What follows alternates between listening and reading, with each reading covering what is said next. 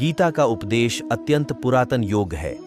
श्री भगवान कहते हैं, इसे मैंने सबसे पहले सूर्य से कहा था। सूर्य ज्ञान का प्रतीक है, अतः श्री भगवान के वचनों का तात्पर्य है कि पृथ्वी उत्पत्ति से पहले भी अनेक स्वरूप अनुसंधान करने वाले भक्तों को यह ज्ञान दे चुका हूं। यह ईश्वरीय वाणी है जिसमें संपूर्ण जीवन का सार है एवं आधार है। मैं कौन हूं? यह देह क्या है? इस देह के साथ क्या मेरा आदि और अंत है? देह त्याग के पश्चात क्या मेरा अस्तित्व रहेगा? यह अस्तित्व कहां और किस रूप में होगा?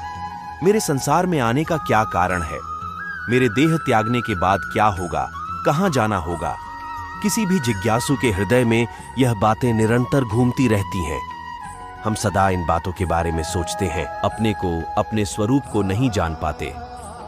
गीता शास्त्र में इन सभी के प्रश्नों के उत्तर सहज ढंग से श्री भगवान ने धर्म संवाद के माध्यम से दिए हैं।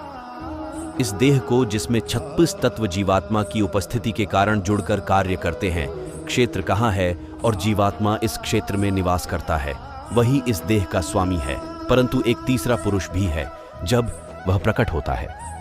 अधिदैव अर्थात 36 तत्वों वाले इस देह, क्षेत्र को और जीवात्मा, क्षेत्रज्ञ का नाश कर डालता है। यही उत्तम पुरुष ही परम स्थिति और परम सत है। यही नहीं, देह में स्थित और देह त्याग कर जाते हुए जीवात्मा की गति का यथार्थ वैज्ञानिक एवं तर्क संगत वर्णन गीता शास्त्र में हुआ है। जीवात्मा नित्य है और आत्मा, उत्तम पुरुष को जीव भाव की प्राप्ति हुई है। शरीर के मर जाने पर जीवात्मा अपने कर्मानुसार विभिन्न योनियों में विचरण करता है। गीता का प्रारंभ धर्म शब्द से होता है तथा गीता के 18वें अध्याय के अंत में इसे धर्म संवाद कहा है। धर्म का अर्थ है धारण करने वाला अथवा जिसे धारण किया गया है।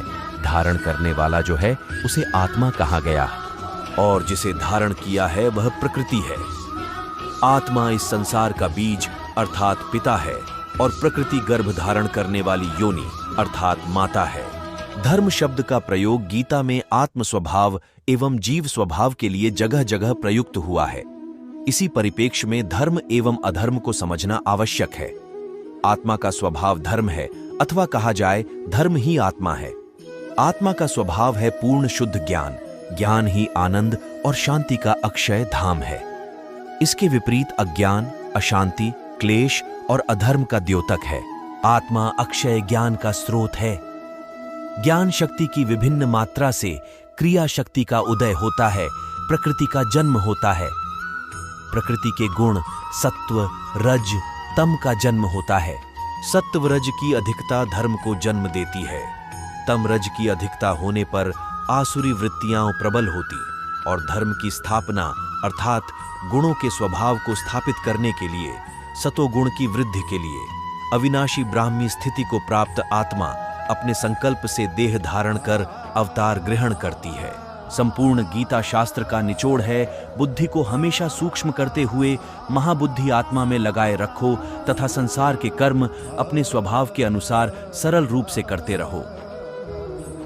स्वभावगत कर्म करना सरल है और दूसरे के स्वभावगत कर्म को अपनाकर चलना कठिन है, क्योंकि प्रत्येक जीव भिन्न भिन्न प्रकृति को लेकर जन्मा है। जीव जिस प्रकृति को लेकर संसार में आया है उसमें सरलता से उसका निर्वाह हो जाता है। श्री भगवान ने संपूर्ण गीता शास्त्र में बार बार आत्मरत, आत्मस्थित होने के लिए कहा है।